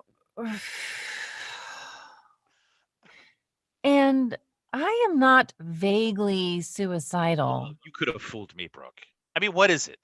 Isn't it revenge enough that everyone worries about you all the time? I hate that people worry about me. No, you don't. I do. Oh, come on. You love it. You had to add this book to it. But you told me I had to get back to work. You said it was up to me, that nobody was waiting for the next Brooke Wyeth novel, and that I had to change that. I had to force myself on the world. I said that to get you moving again, to get you writing, but not this. Besides, I thought you should write a nice goddamn play that nobody would ever go see. You think I should put it in a drawer, don't you? Wait until you're gone? Jesus, just say it if that's what you think. You want me to tell you what to do? God, yes, please, please tell me what to do. I'll listen. You never listen to anybody. But all right, okay. If you're going to go ahead, do it without apology or drama. Just close your eyes, go for it. And if you're not, do it with grace and humility. How's that? I don't know. Just quit torturing everyone and looking at me like a lost border terrier. Fuck. Stop trying to make it harder for me. Why not? This should be the hardest decision you've ever made. They've been really good to you, Brooke. They love you. I mean, they worship you. They think about you all day. They really love you so fucking much. You know that, right? I mean, this will sort of kill them. Doesn't that count in this life? Notwithstanding whatever may have happened in the past. Doesn't that count? Jesus, I smell pot. I fell asleep here. Oh my God, I'm so groggy. What time is it?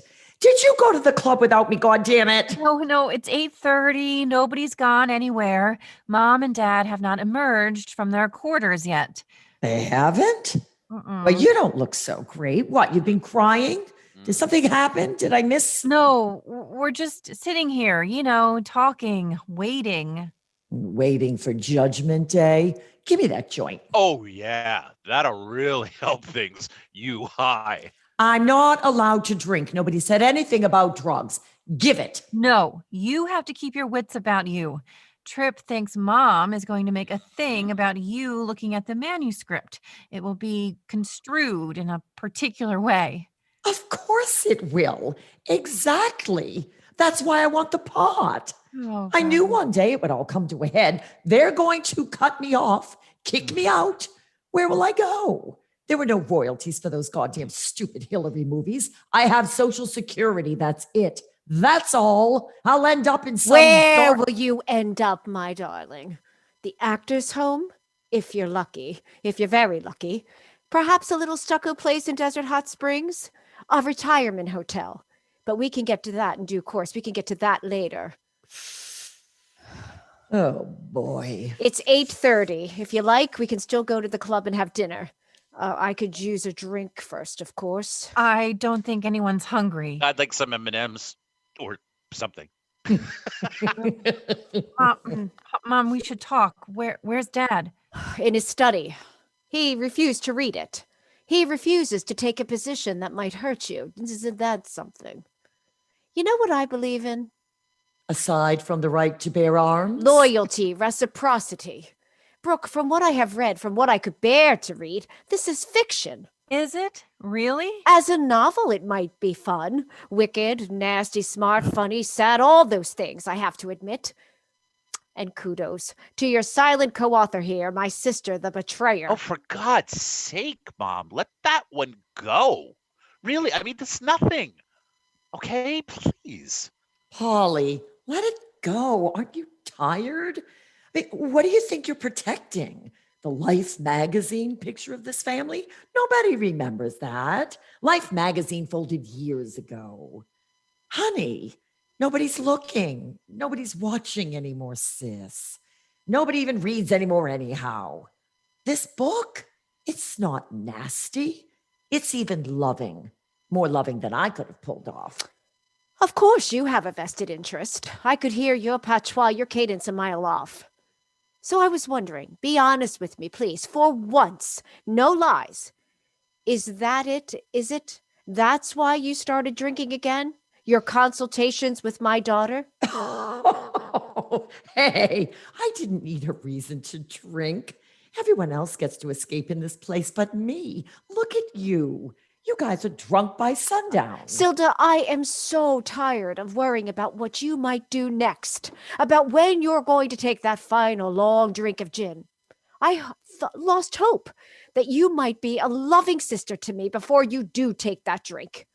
Honey, I deserve a Nobel Peace Prize for loving you as much as I do.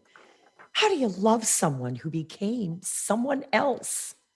There are lots of bars open on Christmas Eve, Silda.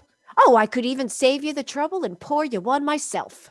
Jesus. Oh, honey, by all means, do it. Here I am, sweetie. Pour it if you like. You offered. Go for it. Oh, and there it is. The real Polly Wyeth in living color. And it's all in her book. That's why you're being driven crazy by it. Polly, I love you as much as I can, honey. But if you fuck your daughter over here the way you did Henry, I'll never let either of you live it down. So you're not going to sign off on this? Are you nuts? The entire thing is spurious. You've written an entire book based on the premise that we drove our son to suicide, but only after years of incubating him as a murderer. All these years, and this is what you thought. Then we have nothing left to say. I mean, I guess it was crazy to think you would be relatively okay with it.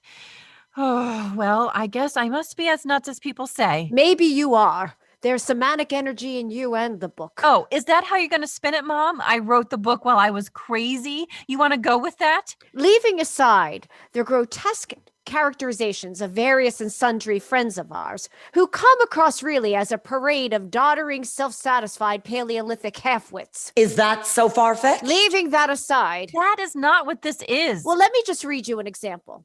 Let's see. Oh. After he is kicked out of the house, Henry has not been seen in weeks. On the news, Chet Huntley is talking about an army recruiting station in Long Beach that has been firebombed. The body of a janitor has been found inside, burnt beyond recognition. Polly. Lyman? Go on. At 2 in the morning, they are shouting by the pool. Dad nose to nose with Henry, who is sobbing, pleading something. Without warning, Dad slaps him across the face with a retort that sounds like the tiny fireworks we used to buy in Chinatown. Again, 2 more times. Henry stock still as Lyman hits him again and again. Yes. He told me what he'd been part of. I snapped, but I didn't stand there by our pool, striking him repeatedly. It was a reaction. It was a reaction to this. I'm doing what I swore not to. I'm defending myself. Jesus. Let me finish. By the time I get downstairs, Henry is already gone. Dad looks at me, turns away, and picks up the phone. Police cars are called. Henry is all over the news. Instead of looking for him, my parents have sent the LAPD to find him, no matter the consequences. Of course, I called the police. I wanted him safe, in custody. You may have wanted him safe, yes, but you lost your temper, and it wasn't the first time. There are reasons he made the choices he did. You see us as monsters? No, I don't, but he did. Trip, she presents us as ghouls who drove him to become some sort of murderer. Christ, there's something so vicious about what you're doing here, Brooke. Don't you know that? Of course not. She knows so little about actuality. The things she knows nothing about could fill the Library of Congress. Oh, then tell me the things I don't know. I'll revise. When your son came to you for help, why did you slap him in the face and lose him forever? He had rejected. He'd lost his mind. Don't you understand what you're saying? The implication is that because I held that traditions, American traditions, should be protected from a generation of hooligans, including my own son, who had resorted to total chaos and who were mired in drugs and sex and nihilism and were going to destroy this country, I broke my son. It wasn't politics he was protesting. It was us. It was life. He was ill, sick. Just like you, with a lot of anger, just like you, and he'd been a happy child. Just like you. Do you remember how happy you were? Or is that a bit of convenient revisionism from us, too? Until he was gone, I was. But not truly happy ever again. Well, maybe you don't get to be happy for very long in this life. Maybe. Maybe that's true, Dad. I am so sorry, but I am suddenly so tired of the indentured servitude of having a family. Well, you're not going to have one for much longer, I'm afraid. I mean it. Oh. This is beyond repair. You insist that we publicly relive the worst time in our life in a book and a magazine. And I am supposed to buckle because one is supposed to do anything for one's child, whatever one can to make them happy, to save them. That is indentured servitude. Oh, did you do that for Henry? You have no idea what we did for Henry. There are parts you don't understand. You were way too young. Explain them then. You never have. If you understood what you were doing, you would hang your head in shame. I feel sick. I feel like this is a dream. I'm losing another child here, but I will never be able to love you again. I only had a little bit of my heart left intact after we lost Henry, and what's left is breaking. We'd be done as a family. Trip, do you think that she should publish it? How do you feel about it? What do you think? Yeah, let me just preface this with I've lived most of my life in the shadow of a brother I barely knew, and I have about this much left. Okay? Now, with that said, the people in this book, they're not the same as the ones who brought me up. I've told Brooke that. They are different people than the ones I am looking at. Totally. But it's the best thing she's ever written. There, listen to him. I see. So you think that as a literature, it works. So therefore, that tops all other concerns. Oh, that's simply, quite frankly, a morally I couldn't give a despicable- fuck about literature, Mom. I don't know the first thing about it. I say that we all live with each other's divergent truths, and in spite of having deeply conflicting accounts, which don't matter anyway anymore, because it's in the past. And we're all getting older. And if this is heading towards desolation, which I can see that it is, you will all regret it. So give your daughter a pass. And your sister, too. Both of you. Stop fighting like weasels in a pit. Because on your last day on this planet, you'll be scared. And it won't matter as you take your last breath. All what will have mattered is how you loved. And I'm out. I'm done. That's all I got. No, I can't. I'm not built for it. I know myself. Yeah, well then. I know myself. That's right, Polly. You know yourself. Oh, you do. With such unyielding certitude. That's what your daughter has written. Her book is about two true believers who never let go. The zealots who have taken over your party and marinated it in intolerance. You guys let it happen. You are incapable of speaking out even while finding fault with it in private. And you live in that complicity every day. A war in which so many people are dying in a desert thousands of miles away. But because it's a war declared by a man whose father is someone with whom you occasionally dine, you keep silent. That is what true believers do. And that is what your daughter has written. Well, that's a good speech. All that liberal sentiment. Not liberal, human. But I know that Henry came to you for help. And you were too drunk up there in Laurel Canyon to come down. I may be a true believer, but at least I'm not a hypocrite. You moralize, whine, and moan. But when push came to shove, you weren't there for Henry. He called you, and you were just too busy in your wallow. And that is the story of Silda Grauman, who spent her life in the cheap seats, telling us what shits we were, and who couldn't do anything to help someone she loved more than anyone in the world. He came to you, Silda? It was a very bad time, and there was... He came to you?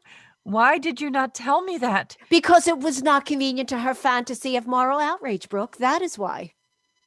You sat there on the phone with me, giving me notes. I know. We pored over those pages together. You sat there telling me what I had right and... But what you have is right.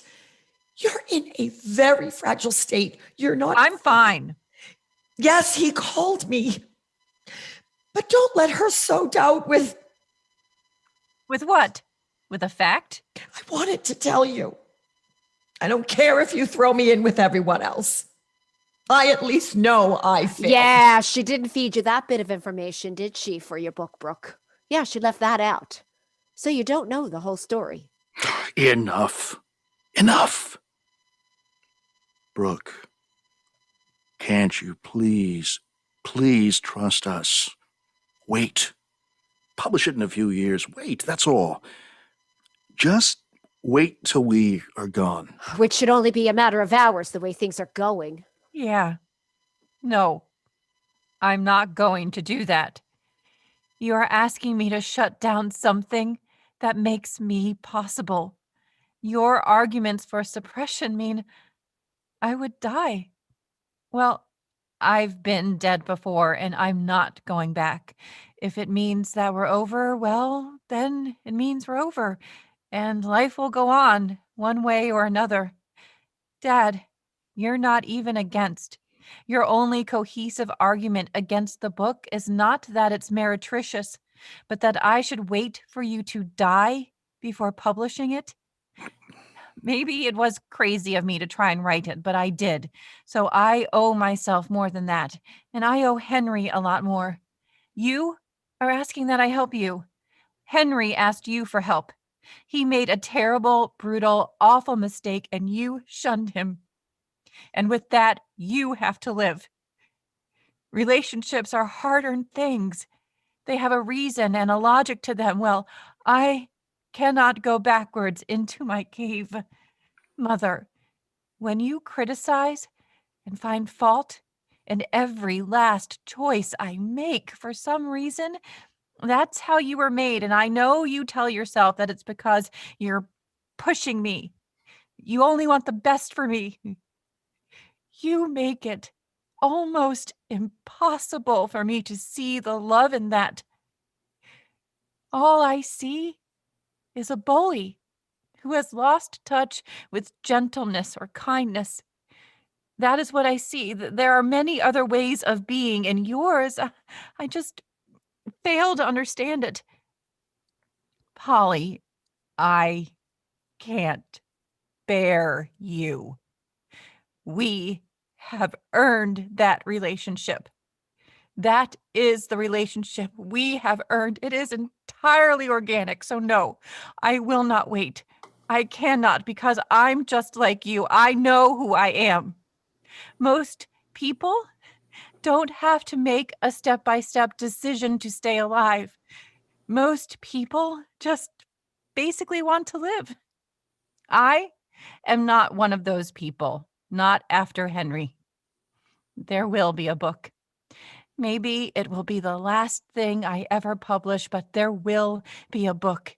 It is the last 6 years of my life on those pages, and it's for Henry. I have no choice. What happened to Henry will have been seen. Everything in life is about being seen or not seen, and eventually everything is seen. I am as sorry I am a writer as you are. I wish I had been made differently. But as it stands, I am going to pack and fly back east, and I will be home by tomorrow evening, and in a few months, it will be out. Brooke, don't. You don't understand. What is there left to say? Really, Dad? Maybe... Brooke, really, I can't do this anymore, Polly. I can't. I just can't. No, don't, Lyman. Please, don't. You know what, Polly? If I have to go on one more second keeping secrets, I'd rather live alone. I swear to you, I love you, but I'd rather live alone than have one more second of this. Of what? What is going on? Please, everyone sit down. I was taught by Nancy, who was like a big sister to me, that to control everything, to every bit of information, every gesture, every pose, and that was the way to live. Order, precision, discipline. Well, every few years, someone from the Justice Department will come to see us. After all, he was never found. Suspicions remained, and the case of Henry Wyeth remains open. A boy implicated in such a thing. The bombing of a recruiting center, a crime for which 3 other people are still in prison. And these visits always go the same. Has there been any contact from anybody trying to get in touch with your son? And have you ever heard from him? And does your phone ever ring, and does the other party hang up after a moment without saying a word? Do you hear breathing on the other end of the line?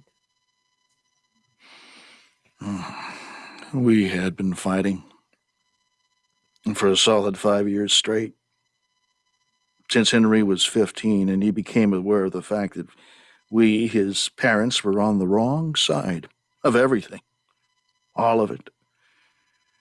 And I was not just an agent of the old guard, but one of its spokesmen, and was for the war, and our fighting became more bitter, more personal, and we lost him. The way you lose people you love. And he moves to some squat in Venice where the entire lifestyle consists of drugs and screwing, and there's not even a shower, and we see less and less of him. I am helpless. Nobody knows what to do. But now we're afraid of young people. The people in his house are some sort of religionless theologians of liberation, whatever they call themselves. But one day I opened the L.A. Times, and there's a story about a bombing. And this group in Venice Beach is suspected. And I know. I remember it so clearly. He shows up here, this filthy wraith with long, matted, stringy hair and this filthy beard. And he's practically emaciated, and his eyes are feverish, and he's clearly ill. And he tells us that he didn't know. He had no idea. And he's crying. He's a boy again. And I tell him he has to turn himself in. And he starts arguing politics like a child.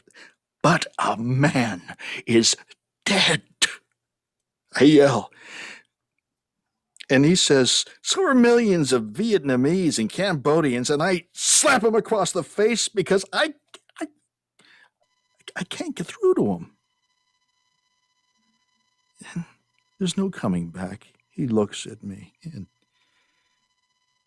and he runs off. I run after him, and he's gone. It all comes out. He's in the papers, we're in the papers, news people all over, going to our friends, camped outside. I go numb and I don't care. I drive around town looking for him all over LA. And then there he is. He somehow remembered. He knew that once a week I volunteered at the Actors' Home. I was reading Dickens to ancient actors, most of whom were deaf and blind. And I walk out to my car, and he's sitting in the back seat. His clothes smell of that rancid ripe cheese, homelessness, and he is really unrecognizable. It's a straight drive up. You can do it in 3 days if you just keep driving almost all through the night, stopping for donuts and coffee and whatever, and who's going to stop a lady in a blue Eldorado convertible and her clean-cut son? He cleaned up so easily, with his hair cut. He still looked 15. Gone was the beard, gone were the rags. Just put him in jeans and a Brooks Brothers shirt and comb his hair. It was so easy. At first, we didn't speak almost at all, and then he talked. Most of it still entirely self-deluded at first. But finally, he just cried. I have blood on my hands now, too. Everyone has blood on their hands today. And more silence and sleep. It was so easy. You could just cross over. Day trippers, really.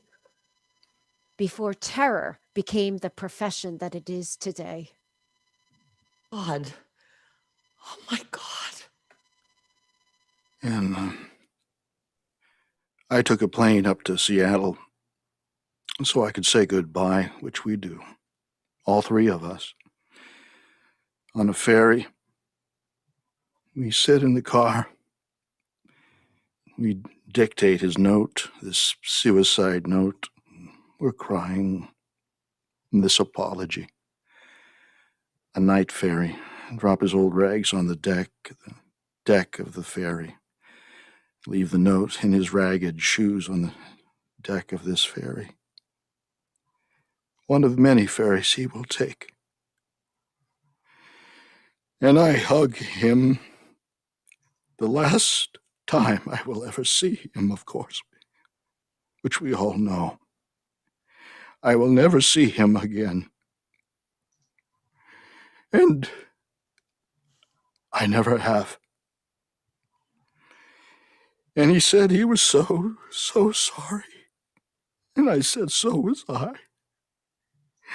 And I said, I will always love you. And we could never, ever tell anyone about this. And he said, but what about Brooke? He asks us. But what about her? And I said, no child could be expected to live with such a secret.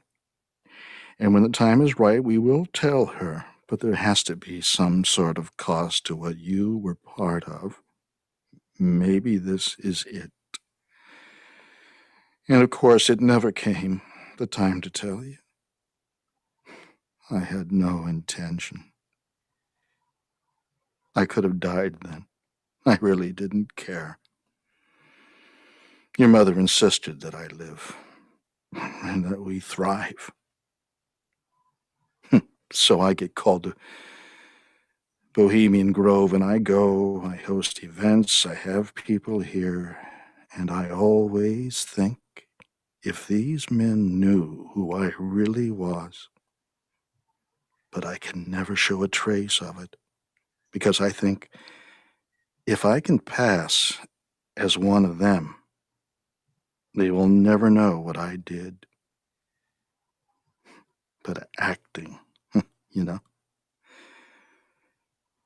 it's easy for me. It's easy. And I know he's alive. There's that. We do know that. The phone, you know, it does ring. There is a click. He is silent. He is there. The truth will out. He is at risk at any time, anyhow. Always. The history, the secret history of the Wyeths would be at a terrible risk. All of your questions, all of your unanswered and unanswerable questions will turn on a light in a closely guarded, carefully locked attic. Us in the papers again, old photographs of him someone might recognize, and all of us guilty of this crime, this aiding and abetting. Now you know all the facts. Publish your book. I have spent years trying to. I have spent years of my life in the fucking... When I was in the hospital, I tried to hold on and not kill myself because it would have been too much for you to have lost 2 children that way. And he gave me permission to do it. By having done it, he paved the way. And I wanted to follow him.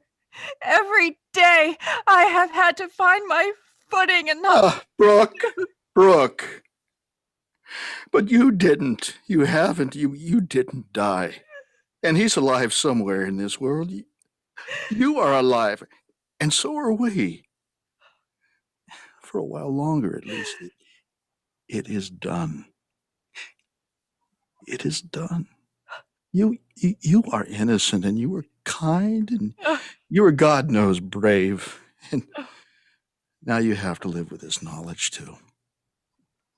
And maybe one day you'll get to see him. Probably. After we're gone. But in the meantime, this is how we have lived. Yeah. This is how we have managed to live in this world. this world.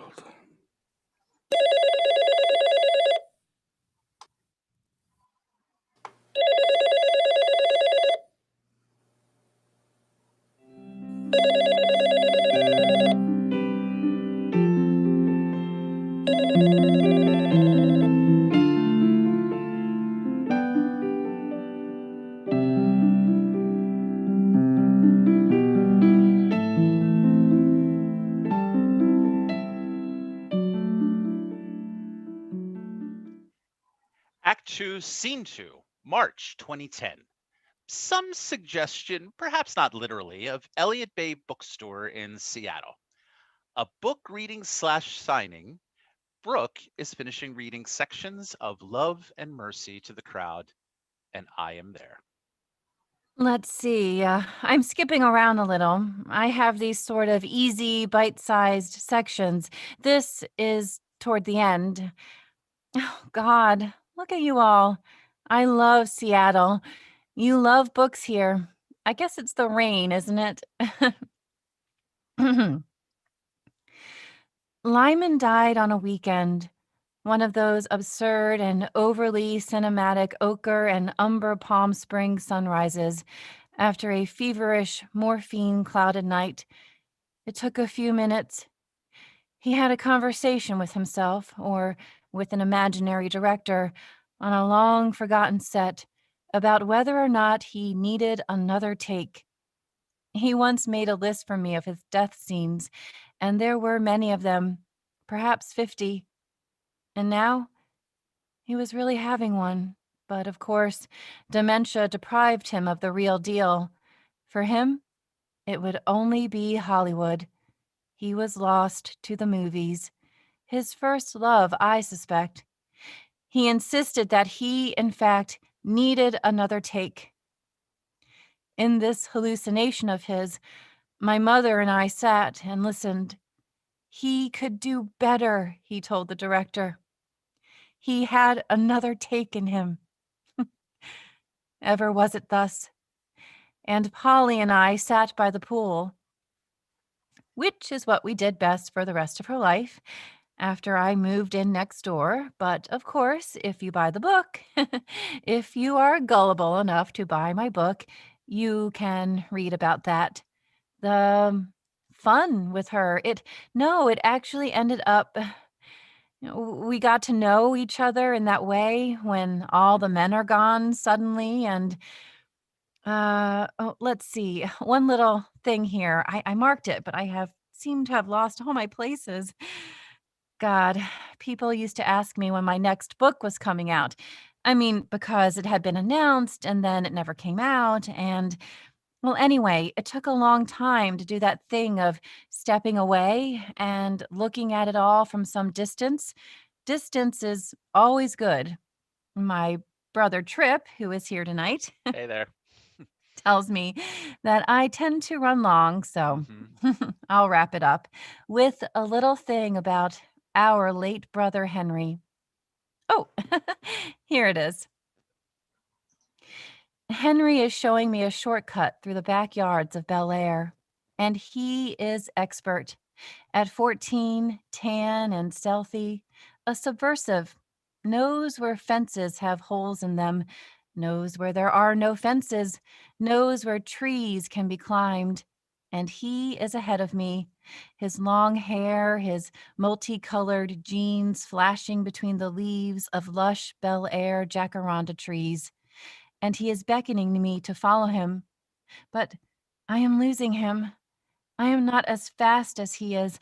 I am not as fast, not as brave, not as adventurous, not as easy with neighborhood dogs, not as fearless. And he turns around to wait for me for a moment while hanging on the branches of a tree over a long white wall that separates the seclusion of Bel Air from Sunset Boulevard. And he can wait no longer. And he drops from the tree on the other side of the wall. And I think, now he is gone. How will I find him? How will I find him?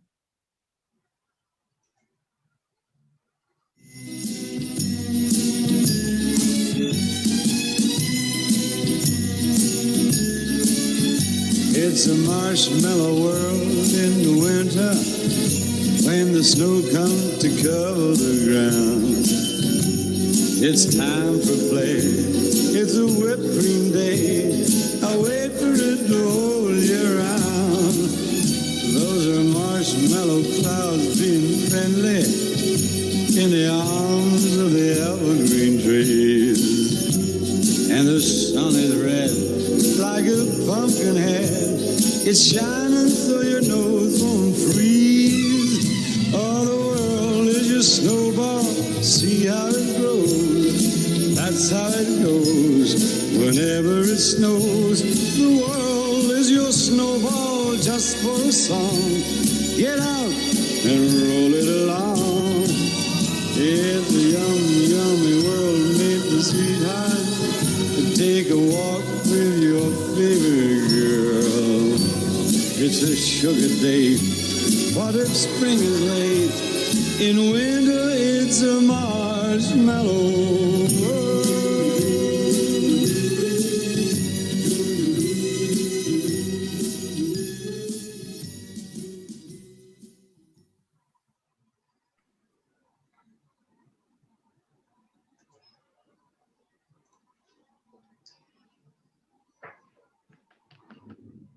All right. Is everybody back with us? Oh, here they all come. Well done, guys. It was great. Thank you. Thank you. Yeah, Thank you. it was awesome. It was terrific. So that was it. That was our final show. That's all, folks. We've got 22 people online with us right now. And if you guys would like to ask any questions, you can click into sign into chat and then type that chat in there. And I see we have from Joe Barrett Yoga. Love you, Danny. Aw, I know. Love you That's too. awesome. Thank you for listening. I would just like to introduce everybody. So, just kind of wave your hand and say hi. So Danny Foley played Hi. Brooke. Meg Waldowski, who played Polly. Hi. Rob Rosello, Trip. Hey there. Tim Anderson. Hey played- there. There he is. Who played Lyman. I didn't make any squiggles tonight, but that's an inside joke. Okay. And Breffney Rouse, who played Silda. I'm Nancy Ridgway. Hey. And there's Jim Mack and Tosh, our technical director. So what else do we have going there, Jim? Nothing right now. I think Okay. everybody's just listening and enjoying our introductions. Okay. Great. So one of the things that I wanted to talk about a little bit was the idea that this play takes place on Christmas Eve.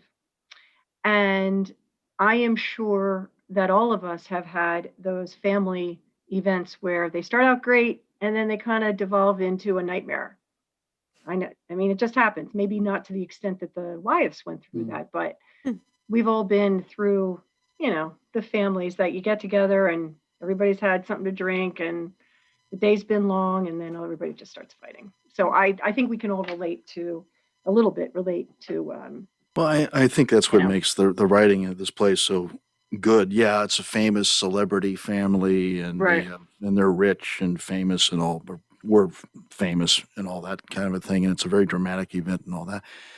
But I think everybody can relate to it. I was thinking about this. Okay, no matter what your family is or what their background is, all right, what if somebody in your family, one of your siblings, wrote a memoir about everything, no Mhm. holds barred, and sprung it on everybody on Christmas Day, and it's warts and everything.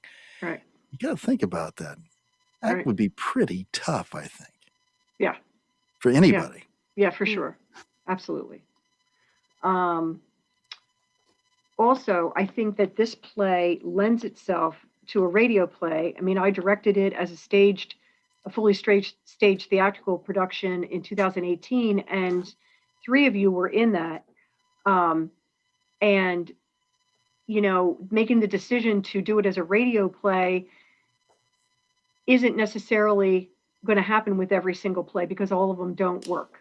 But this play does. This play is just great to listen to. It has Like I use the phrase "an economy of words" because it's just so well written. And listening to you all, it was believable that you're sitting in a room, that you're all together, and just very conversational. Um, so that is another reason that that we chose this play, and I think it just worked really great. I just sat and listened to it. Past couple of nights I haven't even looked at the script, so it's a good thing that nothing went wrong and I didn't have to join in. Thank goodness. Thank goodness. Yeah. Oh my Well, it's gosh. funny. I always like adding little details to things, and I don't know if anybody even noticed it. Now, does anybody know? We saw that Brooke's book reading was in March of 2010. Did you see the date that I picked, though? The Ides of March. The Ides of March, Oh. which is the day that in Roman calendar that all debts need to be settled. So I thought Right. That'd be that's very interesting. Very good, Jim. I Jim. like that. That's Yeah. We do have a Clever. question. very Yes. clever. Very clever. I did get a text message from Nancy Vanderswan. She can't sign into chat, and she said, "My question for Meg, Breffany, and Rob: How is it doing? How is it doing on radio? Different from doing it on stage? Which did you enjoy more?"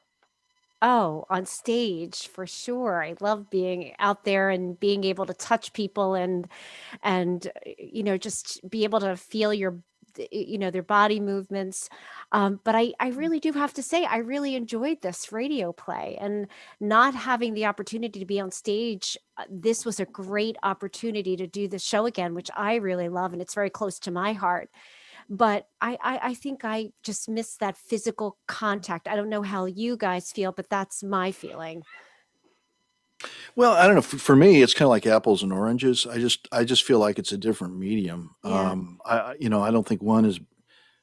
I totally understand what you're saying. When there's a live audience and you're live on stage, and theater is a lot different than video, in that or film, you get multiple takes possibly in a film or video. On stage, you're live, and whatever goes, and there's that exchange of energy between the audience and the actor that's almost inexplicable, but Sure. quite magical, and Yeah. When things are really going well. I've done some video work this last couple of years, and yeah, that's different. But each one, radio, film, stage, each has its own unique advantages and has maybe some disadvantages from the other one. So I look at it all as apples and oranges. I think I enjoy each one of them for what they are. I think they each have their own challenges and their own special way to get into people's imaginations. Theater of the mind is what radio is often referred Right. to. Right. Yeah, and having done the show on stage and then moving to a radio play format, for me, it didn't lessen the performance any. It just, No, it sure. was a different experience. Mm. And having revisited it 2.5 years later, there were things that I heard and did and was able to convey that I didn't necessarily get the first time around. So I was glad that I had that chance. But me personally, with the camera off, I still physically put myself into it, very similar to what I did 2.5 years ago. So As well you should. Yeah, that's great. that's a whole other show. Yeah, Mhm. right. I What was about you? doing that too. What about you, Breffney? What did you think? Well, I've never done this before, so I thought You the could have biggest- fooled me, Brittany. Oh, You mean doing a radio play? Yes, This I'm is your sorry, first- yes. Yeah. and I You did a great think- job. Thank you. I think the biggest thing for me that I found was because I agree with Meg, like I'm a very physical actress on stage. I use my face a lot. Of course, that all goes away. So you have to really focus on your voice, the inflection, the tonality, because you have to say more with your voice. I mean, Right. that's the only Right. instrument you have. It's the only vehicle you have. Mm. So you lose the face, you lose the body, you lose the looks, the body, the turn of the body, the subtleties of just standing there in a glance or just turning your body.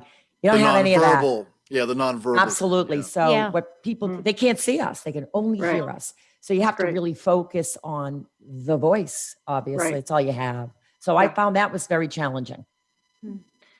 But Jim, fun. do we have any other questions there? So we've a couple comments. So Jennifer Cole says, "Wow, so damn good." Thank you. She That's also right. added, R5 Productions just keeps getting better and better. Had the pleasure to see your stage production as well. So That's great. Oh, thank you, awesome. Jennifer, for that. Brian Kelly said, wonderfully moving. It actually does work in the spirit of Christmas. Bravo. Sandra Hartman, this was amazing, perfectly cast and so moving. The artwork was fitting and beautiful, beautifully done. Congratulations, everyone. And look, Rob Rosello signed in again. Speaking of Everywhere.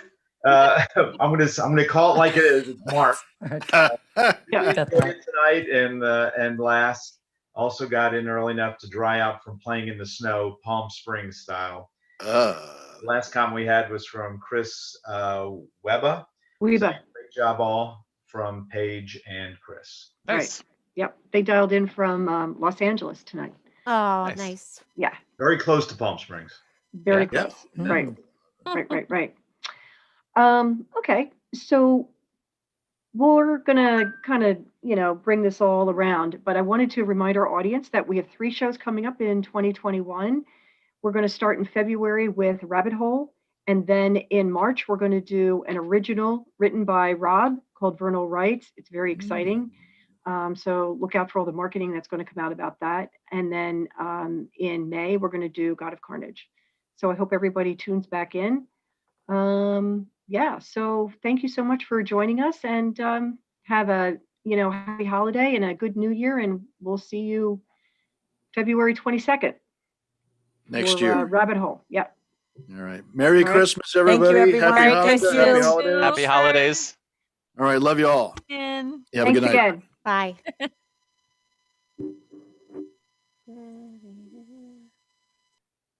All right.